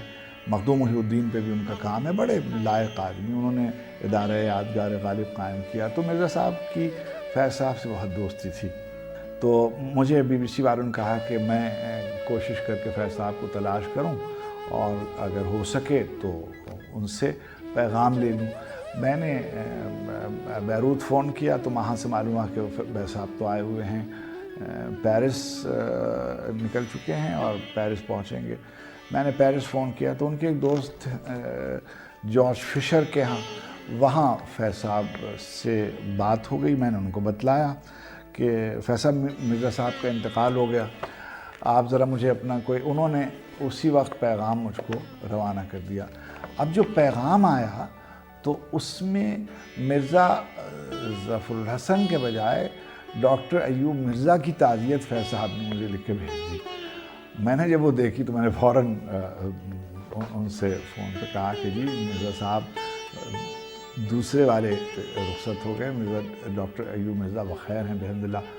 تو خیر، مگر میں نے ڈاکٹر ایوب مرزا سے کہا کہ بھئی یہ تمہاری زندگی میں ہی تمہاری تعزیت فیض صاحب کر گئے ہیں، اور وہ یہ تھی کہ آج افتخار عارف نے ٹیلی فون پہ بتایا کہ ڈاکٹر ایوب مرزا چلے گئے۔ اے وائے وطن جہاں جرت اور مروت، دیانت اور فطانت اور اخلاص و وفا، صدق و صفا کی نقدی کا سراغ ڈھونڈنے ہی سے کسی کی ذات میں یکجا ملتا ہے۔ اس سب سے کسی کا اچانک اٹھ جانا، بے وقت اٹھ جانا کیا المناک سانحہ ہے۔ انہی اوصاف سے متصف ہمارے صدیق عزیز ڈاکٹر ایوب مرزا کی شخصیت تھی۔ طالب علم تھے تو طلباء کی سرگرم قیادت کی، فارغ ہوئے تو طبابت میں نام پیدا کیا، قلم سنبھالا تو انشا پردازی کے جوہر دکھائے، انبوہ خلق کی خدمت گزاری اور انگنت دوستوں کی دلداری کی۔ ان کے چلے جانے سے کتنی محفلیں ویران اور کتنے گھر سوگوار ہوں گے۔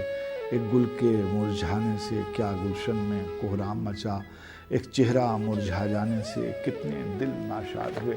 ڈاکٹر ایوب مرزا نے فیض صاحب کے بارے میں بہت اچھی دو کتابیں، ایک تو پہلی ہم کے ٹھہرے اجنبی اور دوسری فیض نامہ کے عنوان سے فیضیات میں، فیض اسٹڈیز میں بہت معتبر سمجھی آتی ہیں۔ جس زمانے میں میں لندن میں تھا اسی زمانے میں ایک روز فیض صاحب تشریف فرما تھے میرے ہاں، اور ایک بہت ہی عجیب بات ہوئی، اور وہ یہ کہ وہ لکھنؤ سے ہو کر آئے تھے۔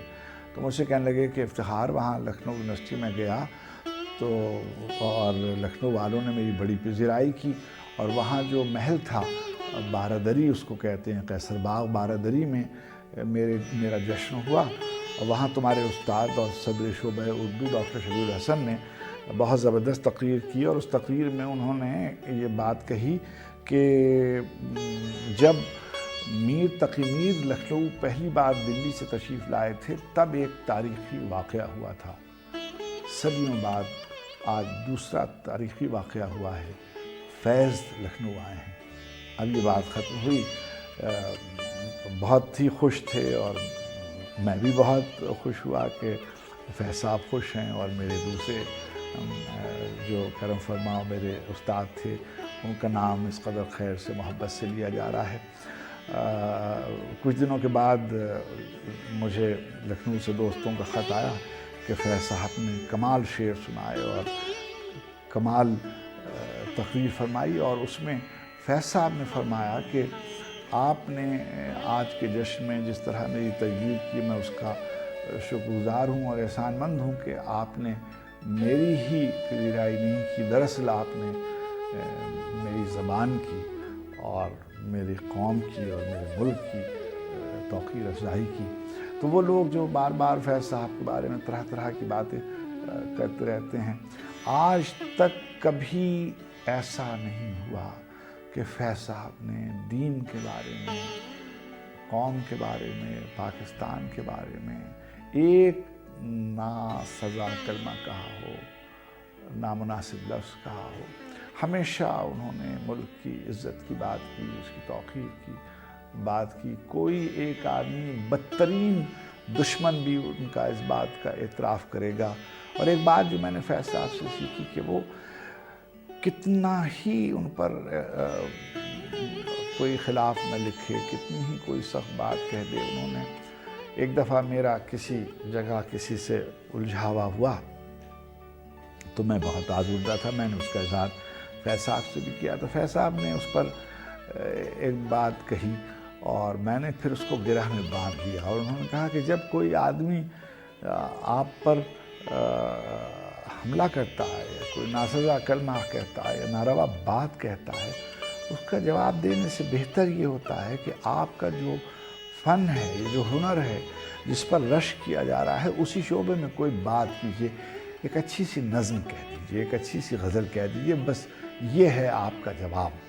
باقی اگر آپ الجھیں گے تو آپ کی توانائیاں اور تخلیقی جوہر اس میں ضائع ہو جائے گا۔ تو وضاحتیں کرنے سے اور جواب اور پھر سوال، اور اس سے بات الجھتی چلی جاتی ہے۔ فیض صاحب بعض معاملوں میں بہت ہی واضح تھے، ان کی محبتیں، ان کی ترجیحات۔ ایک دفعہ ایک بہت ملک کی بڑی سیاسی شخصیت میرے کمرے میں تشریف فرما تھی، اور بھی دوست وہاں بیٹھے ہوئے تھے، تو انہوں نے آ کر بہت ہی آسانی سے ایک جملہ اچھالا اور فرمایا کہ مقصود ان کا بھی کوئی نہیں تھا، مگر انہوں نے کہا کہ فیض صاحب آپ بہت پڑھے، میں آپ کو بہت بڑا شاعر سمجھتا ہوں، اور آپ کی عظمت میں کس کو کلام ہو سکتا ہے، اور آپ ہمارے دلوں کے قریب ہیں، اور میں تو آپ کو اقبال سے بھی زیادہ بڑا شاعر سمجھتا ہوں۔ اب یہاں فیض صاحب اپنی تمام اس کے باوجود، اپنے مزاج کے باوجود بہت ہی واضح طور پر انہوں نے فرمایا کہ نہیں بھائی، ایسا نہیں ہے، اصل میں 18ویں صدی کا جو سب سے بڑا شاعر ہے وہ میر ہے، اور 19ویں صدی کا سب سے بڑا شاعر جو ہے وہ غالب ہے، اور 20ویں صدی کا سب سے بڑا شاعر ہے اقبال۔ اور یہ جو ہم لوگ شعر کہتے ہیں تو بھائی ہم کو تو آپ B+ سمجھیے۔ تو اب یہ جو بات، اس طرح کی بات ہے، اب ہمارے ہاں تو اور بالکل مختلف اس کی صورتیں ہیں۔ ایک اور بات جس کی طرف میں اشارہ کروں، رواداری کا جو عنصر ان کے ہاں تھا، جو شائستگی، جو نرم خوئی اور مٹھاس ان کی شخصیت میں تھی، وہ کسی اور کو کم نصیب ہوتی تھی۔ ایک دفعہ روشن علی بھیم جی صاحب کے ہاں محفل تھی، ہم سب بیٹھے ہوئے تھے، کچھ لوگ یہ جیسے انقلاب کی باتیں ہوتی ہیں اور ترقی پسند آدرشوں کی باتیں ہوتی ہیں، کبھی لہجے تیز ہو جاتے ہیں، کبھی تلخ ہو جاتے ہیں، اور کیونکہ ملک کی صورتحال اور طرح کی تھی، ملک میں مارشل لاء نافذ تھا، تو تلخی اور تکدر اور انقباض یہ ایک گویا ہمہ وقت فضا میں رہتا تھا۔ تو فیض صاحب باتیں کر رہے تھے کہ اتنے میں کوئی صاحب فیض صاحب سے کہنے لگے کہ فیض صاحب میں ملنا چاہتا ہوں۔ انہوں نے کہا کہ ان کے دروازے ہر وقت ہر شخص کے لیے کھلے ہوئے ہوتے تھے۔ انہوں نے کہا کہ ہاں آ جائیے، کل 11 ساڑھے 11 بجے تک افتخار عارف کے پاس۔ مجھ سے آ کے کہنے لگے کہ افتخار صاحب، وہ فیض صاحب کہہ رہے ہیں کہ 11 साढ़े 11 बजे तक मैं आपके यहाँ आ जाऊँ, फैज़ साहब से मुलाकात हो जाएगी। मैंने कहा कि जी ज़रूर आ जाइए, आप तशरीफ़ लाइएगा, मैं नहीं हूँगा मगर आप मेरे दफ्तर।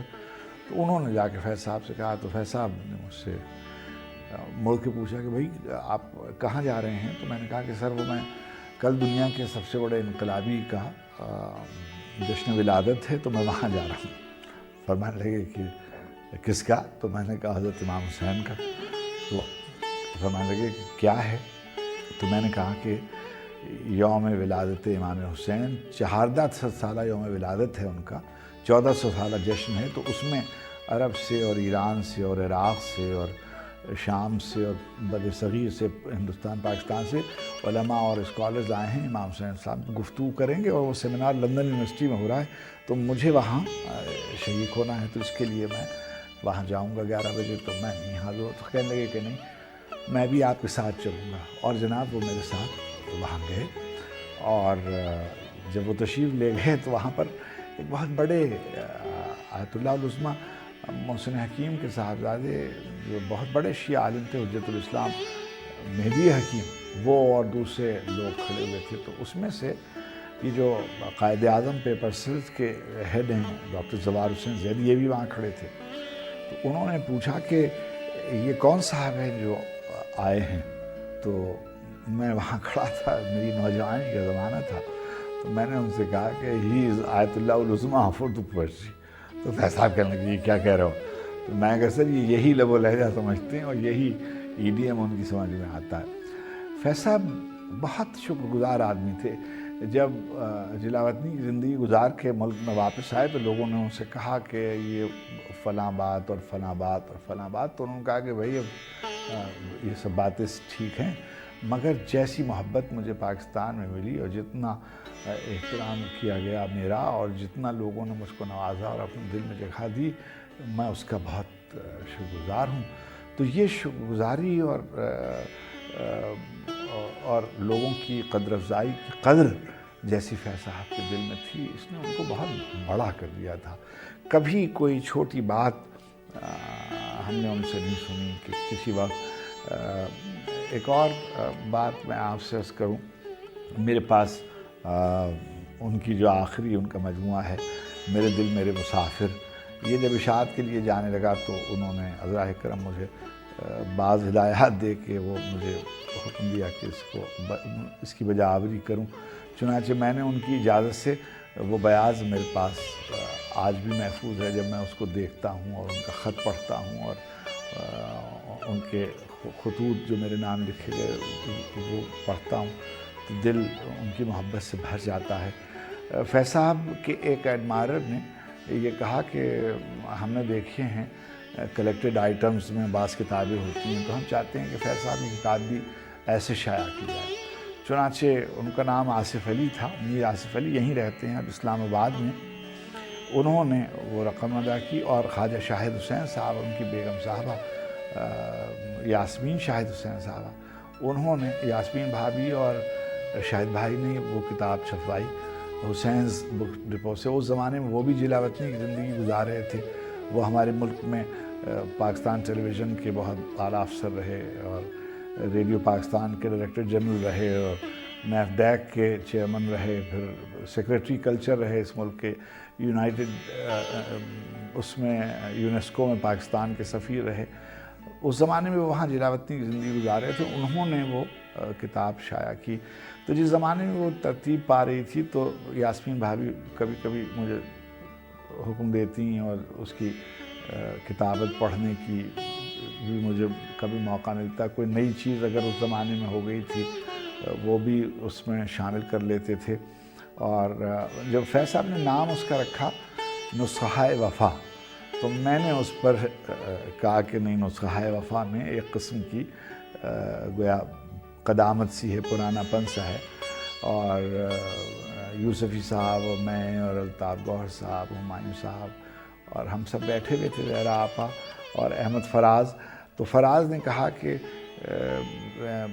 यही है, बेहतर ये है कि उनकी कलाम से ही निकालें और कोई और नाम रखें। और फराज ने सारे सुखन हमारे हैं, ये जो सारे सुखन हमारे हैं, ये नाम तजवीज़ किया। तो हम लोगों ने उसमें से سارے سخن ہمارے کا ٹکڑا منتخب کیا، وہی ان کی وہ کتاب کا نام ہے۔ مگر کیا ہوا کہ جب وہ پاکستان تشریف لائے اور ان کی یہاں سے کلیات چھپی، انہوں نے اس کا نام نسخہ ہائے وفا رکھ دیا۔ وہ ان کے دل کو اچھا لگتا تھا۔ پہلے بھی غالب کی بعض ترکیبیں انہوں نے اپنے مجموعے میں رکھی، دست تہ سنگ بھی اور نقش فریادی بھی کم و بیش غالب سے مستعار تھا۔ اور پھر یہ ان کی ساری کتابیں، نقش فریادی اور دست صبا اور زندہ نامہ اور دست تہ سنگ اور سر وادی سینہ، شام شہریاراں، اور اس کے بعد کلیات ان کی سارے سخن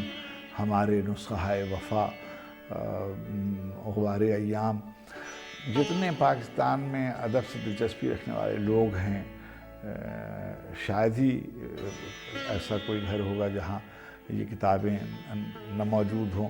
پاکستان کے تمام بڑے فنکاروں نے اور گانے والوں نے ان کی غزلیں گائی ہیں۔ اور آپ دیکھیے کہ جو بھی آپ موسیقی کا کوئی کانسرٹ دیکھتے ہیں تو اس میں اقبال بانو صاحبہ ہوں یا فریدہ خانم ہوں یا ٹینا ثانی ہوں یا جس زمانے میں میری اسد صاحب آتے تھے، فیض صاحب کی غزلوں اور نظموں کے بغیر کوئی اور نہیں ہوتا سلسلہ۔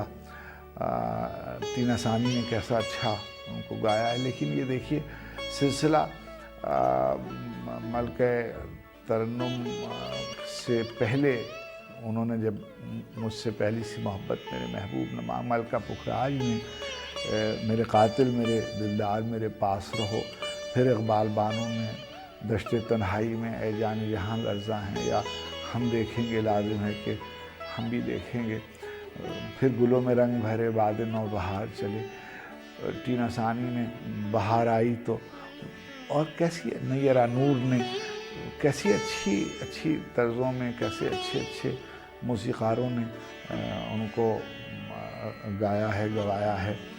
پھر تحت اللفظ میں ضیاء محی الدین صاحب نے کیسا اچھا فیض کو پڑھا ہے۔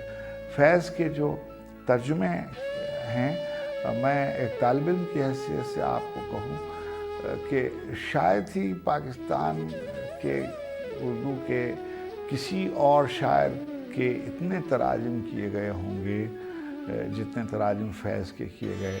آپ دیکھیے سامنے ہے سب آپ کے، وکٹر کیرن کا ترجمہ ہے، مشتاق کا ترجمہ ہے اسکینڈینیویا سے، پھر محمود جمال نے، اور فردوس علی نے، اور اوپر امریکہ میں کیرولین کائزر نے، اور نیومی لیزرڈ نے، پاکستان میں داؤد کمال نے، اور خالد حسن کا بھی نام آتا ہے، اور محبوب الحق صاحب نے، اور اعجاز نے وہاں امریکہ میں، حفظ الکبیر قریشی نے کینیڈا میں بہت اچھے ترجمے کیے ہیں۔ روس میں مریم سلگانک اور ریما کازاکاوا، ووزنیزنسکی، یفتوشنکو نے بہت اچھا ان پہ کام کیا ہے۔ پھر ہماری دوست ڈاکٹر لدمیلا وسیلیوا نے ان پر کمال کی کتاب ان کی سوانح پر لکھی، اور اس کا اردو ترجمہ اسامہ فاروقی نے اور لدمیلا نے کیا ہے۔ اشفاق حسین نے 4 کتابیں کینیڈا میں رہتے ہیں فیض پر کی، حبیب عنبر دست اور فیض کے مغربی حوالے اور فیض کی شخصیت اور فن پر سب سے پہلی کتاب بھی اشفاق کی ہے۔ اور اشفاق نے اکادمی ادبیات پاکستان کے لیے معماران ادب میں بھی جو کتاب جس سے میں نے بھی حوالہ دیا انہوں نے لکھی۔ پھر ایوب مرزا صاحب کی دونوں کتابیں ہم کے ٹھہرے اجنبی، اور پھر فتح محمد ملک صاحب نے فیض صاحب کی شاعری پر لکھا۔ بہت اچھا فیض صاحب پر ڈاکٹر آفتاب احمد نے لکھا، اور خاکہ بھی بہت اچھا لکھا۔ ان کے فن پر تجزیاتی کام بھی آفتاب بھائی نے بہت اچھا کیا۔ بزرگوں میں بھی شاید ہی کوئی نقاد ہوگا ایسا جس نے تفصیل سے فیض صاحب کے بارے میں نہ لکھا ہو۔ فیض ہماری زندگی کے، تہذیبی زندگی کے نمایاں ترین آدمی تھے، اور میں یہ سمجھتا ہوں کہ پاکستانی ادب کی اور اردو ادب کی شناخت، اعتبار اور وقار فیض صاحب کے دم قدم سے قائم تھی اور قائم رہے گی۔ فیض کی عظمت کا سراغ آپ لگانے لگیں اور اس کے راستے پہ جائیں، پیچھے کی طرف دیکھیں تو آپ کو نقش فریادی میں واضح نقوش نظر آتے ہیں ان کے تخلیقی وجود کے کہ جو مائل پرواز تھا۔ ان کی نظمیں دیکھیے، تنہائی، پھر کوئی آیا دل زار، نہیں کوئی نہیں، راہ رو ہوگا کہیں اور چلا جائے گا، ڈھل چکی رات بکھرنے لگا تاروں کا غبار، لڑکھڑانے لگے ایوانوں میں خوابیدہ چراغ، سو گئی راستہ تک تک کے ہر ایک راہ گزار، اجنبی خاک نے دھندلا دیے قدموں کے سراغ، گل کرو شمعیں بڑھا دو مومینا و عیاق، اپنے بے خواب کواڑوں کو مقفل کر لو، اب یہاں کوئی نہیں آئے گا۔ اسی فضا میں آپ ان کی ایک اور نظم دیکھیے، چند روز اور میری جان، فقط چند ہی روز ظلم کی چھاؤں میں دم لینے پہ مجبور ہیں ہم، اور کچھ دیر ستم سہ لیں، تڑپ رہیں رو لیں، اپنے اجداد کی میراث ہے معذور ہیں ہم، جسم پر قید ہے جذبات پہ زنجیریں ہیں، فکر محبوس ہے گفتار پر تعزیریں ہیں، اپنی ہمت ہے کہ ہم پھر بھی جیے جاتے ہیں، زندگی کیا کسی مفلس کی قبا ہے جس میں ہر گھڑی درد کے پیوند لگے جاتے ہیں، لیکن اب ظلم کی میعاد کے دن تھوڑے ہیں، ایک ذرا صبر کے فریاد کے دن تھوڑے ہیں، عرصہ دہر کی جھلسی ہوئی ویرانی میں ہم کو رہنا ہے پر یوں ہی تو نہیں رہنا ہے، عرصہ دہر کی جھلسی ہوئی ویرانی میں ہم کو رہنا ہے پر یوں ہی تو نہیں رہنا ہے، اجنبی ہاتھوں کا بے نام گراں بار ستم آج سہنا ہے، ہمیشہ تو نہیں سہنا ہے، یہ تیرے حسن سے لپٹی ہوئی آلام کی گرد، اپنی دو روزہ جوانی کی شکستوں کا شمار، چاندنی راتوں کا بیکار دہکتا ہوا درد، دل کی بے سود تڑپ، جسم کی مایوس پکار، چند روز اور میری جان، فقط چند ہی روز۔ دست صبا کی ایک نظم ہے جو بہت مشہور ہے، بہت پڑھی جاتی ہے، نثار میں تیری گلیوں کے وطن کے جہاں چلی ہے رسم کے کوئی نہ سر اٹھا کے چلے، جو کوئی چاہنے والا طواف کو نکلے نظر چرا کے چلے، جسم و جاں بچا کے چلے، اہل دل کے لیے اب یہ ظلم بست و کشاد کہ سنگ و خشت مقید ہیں اور سگ آزاد، بہت ہے ظلم کہ دست بہانہ جو کے لیے، جو چند اہل جنوں تیرے نام لیوا ہیں، بنے ہیں اہل ہوس مدعی بھی منصف بھی، کسے وکیل کریں کس سے منصفی چاہیں، مگر گزارنے والوں کے دن گزرتے ہیں تیرے فراق میں، یوں صبح شام کرتے ہیں بجھا، یہ روزن زندہ تو دل یہ سمجھا ہے کہ تیری مانگ ستاروں سے بھر گئی ہوگی، چمک اٹھے ہیں سلاسل تو ہم نے جانا ہے کہ اب سحر تیرے رخ پر بکھر گئی ہوگی، غرض تصور شام و سحر میں جیتے ہیں، گرفتے سائے دیوار و در میں جیتے ہیں، یوں ہی ہمیشہ الجھتی رہی ہے ظلم سے خلق، نہ ان کی رسم نئی ہے نہ اپنی ریت نئی، یوں ہی ہمیشہ کھلائے ہیں ہم نے آگ میں پھول، نہ ان کی ہار نئی ہے نہ اپنی جیت نئی، اسی سبب سے فلک کا گلہ نہیں کرتے، تیرے فراق میں ہم دل برا نہیں کرتے، گر آج تجھ سے جدا ہیں تو کل بہم ہوں گے، یہ رات بھر کی جدائی تو کوئی بات نہیں، گر آج اوج پہ ہے طالع رقیب تو کیا، یہ 4 دن کی خدائی تو کوئی بات نہیں، جو تجھ سے عہد وفا استوار رکھتے ہیں، علاج گردش لیل و نہار رکھتے ہیں۔ زندہ نامے میں ایک بہت بڑی نظم جو عالمی سطح کے ایک سانحے سے متاثر ہو کے لکھی گئی، ہم جو تاریک راہوں میں مارے گئے، تیرے ہونٹوں کی پھولوں کی چاہت میں ہم دار کی خشک ٹہنی پر وارے گئے، تیرے ہاتھوں کی شمعوں کی حسرت میں ہم نیم تاریک راہوں میں مارے گئے، سولیوں پر ہمارے لبوں سے پرے تیرے ہونٹوں کی لالی لپکتی رہی، تیرے زلفوں کی مستی برستی رہی، تیرے ہاتھوں کی چاندی دمکتی رہی، جب گھلی تیری راہوں میں شام ستم ہم چلے آئے، لائے جہاں تک قدم لب پہ حرف غزل، دل میں قندیل غم، اپنا غم تھا گواہی تیرے حسن کی، دیکھ قائم رہے اس گواہی پہ ہم جو تاریک راہوں میں مارے گئے، نارسائی اگر اپنی تقدیر تھی تیری الفت تو اپنی ہی تدبیر تھی، کس سے شکوہ کریں؟ نارسائی اگر اپنی تقدیر تھی تیری الفت تو اپنی ہی تدبیر تھی، کس کو شکوہ ہے گر شوق کے سلسلے ہجر کی قتل گاہوں سے سب جا ملے۔ قتل گاہوں سے چن کر ہمارے علم اور نکلیں گے اس شاخ کے قافلے۔ قتل گاہوں سے چن کر ہمارے علم اور نکلیں گے اس شاخ کے قافلے، جن کی راہ طلب سے ہمارے قدم مختصر کر چلے درد کے فاصلے، کر چلے جن کی خاطر جہانگیر ہم، جاں گنوا کر تیری دلبری کا بھرم، ہم جو تاریک راہوں میں مارے گئے۔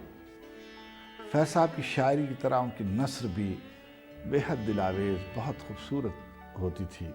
جب ان کو ماسکو سے بین الاقوامی لینن انعام دیا گیا تو وہاں انہوں نے اردو میں بہت ہی خوبصورت تقریر کی۔ اس کا ایک پیرا آپ کو سناؤں جو نظم کے کسی بندی کی طرح خوبصورت ہے۔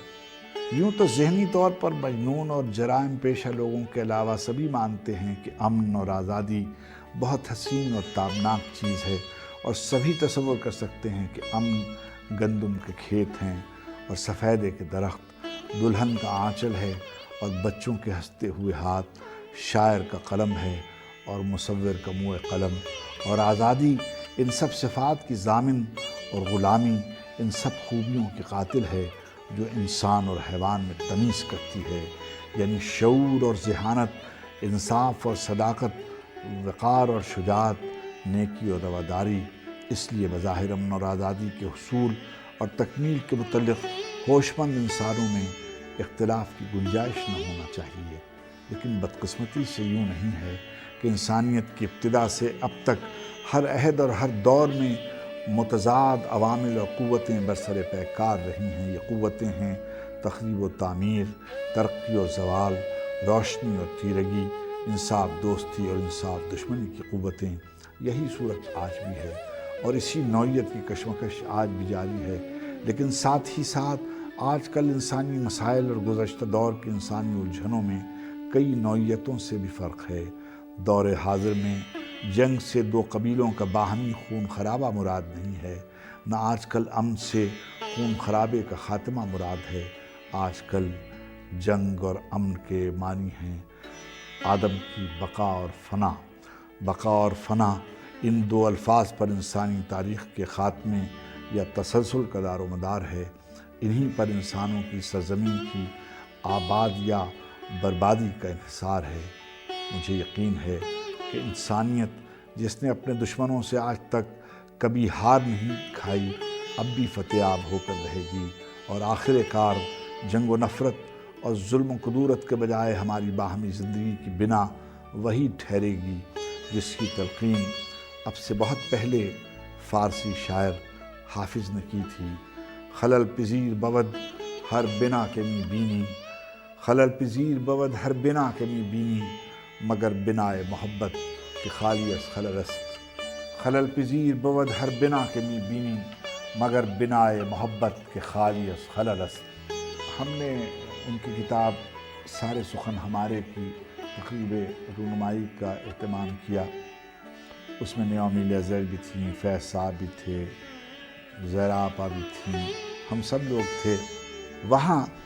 فیض صاحب نے خود ایک نہایت اعلیٰ درجے کی تحریر پڑھی، اور اس میں انہوں نے کہا کہ میں آج یہ بتاتا ہوں کہ کیسے نظم بنتی ہے، اور اس میں انہوں نے یہ کہا کہ جس زمانے میں میں جیل میں تھا تو میرے دانت میں تکلیف ہوئی، اور میں نے کہا کہ میں جانا چاہتا ہوں اپنے ڈینٹسٹ کے پاس، مگر اتفاق سے اس دن وہاں کوئی موٹر موجود نہیں تھی، چنانچہ ایک تانگے پر بٹھا کر ان کو جیل سے اور ڈاکٹر کے ہاں لے جایا گیا۔ لاہور میں اس زمانے میں وہ تھے، تو جب وہ جا رہے تھے تو لوگوں نے ان کو پہچان لیا، چنانچہ ہجوم جو تھا وہ بڑھتا جاتا تھا، اور جیسے جیسے لوگ شامل ہوتے جاتے تھے۔ اور فیصلہ فرماتے ہیں کہ اسی دور جب میں نے محسوس کیا کہ میرے اندر کوئی آہنگ پیدا ہو رہا ہے اور ایک لے بن رہی ہے، اور اس لے میں مسحور ہوتا چلا گیا، اور وہیں ایک تخلیقی صورت پیدا ہوئی۔ تو کتنی مسٹیریس ہوتی ہے کریٹو پروسیس، اس کا اندازہ نہیں ہوتا۔ اور فیض صاحب فرماتے ہیں کہ جس وقت وہ واپس اسپتال ڈاکٹر کے ہاں سے جیل واپس آئے تو اس وقت ان کی وہ نظم جو تھی وہ اپنی تکمیل کے مرحلے طے کر رہی تھی۔ آج بازار میں پا بجولاں چلو، چشم نم جان شوریدہ کافی نہیں، چشم نم جان شوریدہ کافی نہیں، تہمت عشق پوشیدہ کافی نہیں۔ آج بازار میں پا بجولاں چلو، دست افشاں چلو، مست و رقصاں چلو، خاک برسر چلو، بداماں چلو، راہ تکتا ہے سب شہر جاماں چلو۔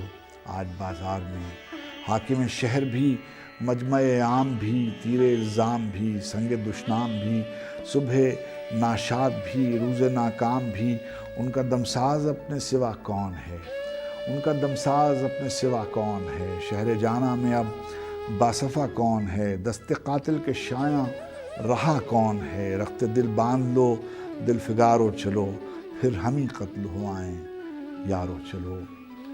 ایک عجیب بات لدمیلا وسیلیوا نے کہی کہ فیض صاحب کی تمام رومانوی اور عشقیہ شاعری جو ہے وہ یا تو جیل میں ہوئی ہے اور یا ماسکو میں ہوئی ہے۔ اردو شاعری میں کسی اور شاعر کو اللہ کی طرف سے اتنا نغمہ، اتنا آہنگ کا تنوع، اتنی مٹھاس، ایسی نرمی نہیں عطا کی گئی تھی جو فیض کو عطا کی گئی تھی۔ ہم سب دعا مانگتے ہیں، دعا ہماری آرزو کی ایک صورت ہوتی ہے، ہماری امید، ہماری خواہش، ہماری تمنا ہماری دعا کے لفظوں میں ڈھل جاتی ہے۔ فیض نے بھی بہت خلوص کے ساتھ اپنی طرف سے، ہم سب کی طرف سے دعا مانگی تھی۔ آئیے ہاتھ اٹھائیں ہم بھی، آئیے ہاتھ اٹھائیں ہم بھی، ہم جنہیں رسم دعا یاد نہیں، ہم جنہیں سوز محبت کے سوا کوئی بت، کوئی خدا یاد نہیں۔ آئیے عرض گزاریں کہ نگار ہستی زہر امروز میں شیرینی فردہ بھر دے۔ وہ جنہیں تاب گراں باری ایام نہیں، ان کی پلکوں پر شب و روز کو ہلکا کر دے۔ جن کی آنکھوں کو رخ صبح کا یارہ بھی نہیں، ان کی راتوں میں کوئی شمع منور کر دے۔ جن کے قدموں کو کسی راہ کا سہارا بھی نہیں، ان کی نظروں پہ کوئی راہ اجاگر کر دے۔ جن کا دین پیروی کذب و ریا ہے، ان کو ہمت کفر ملے، جرأت تحقیق ملے۔ جن کے سر منتظر تیغ جفا ہیں، ان کو دست قاتل کو جھٹک دینے کی توفیق ملے۔ جن کا دین پیروی کذب و ریا ہے، ان کو ہمت کفر ملے، جرأت تحقیق ملے۔ جن کے سر منتظر تیغ جفا ہیں، ان کو دست قاتل کو جھٹک دینے کی توفیق ملے۔ عشق کا سر نہاں جان تپاں ہے جس سے، عشق کا سر نہاں جان تپاں ہے جس سے، آج اقرار کریں اور تپش مٹ جائے۔ حرف حق دل میں کھٹکتا ہے جو کانٹے کی طرح، آج اظہار کریں اور خلش مٹ جائے۔ آئیے ہاتھ اٹھائیں ہم بھی، ہم جنہیں رسم دعا یاد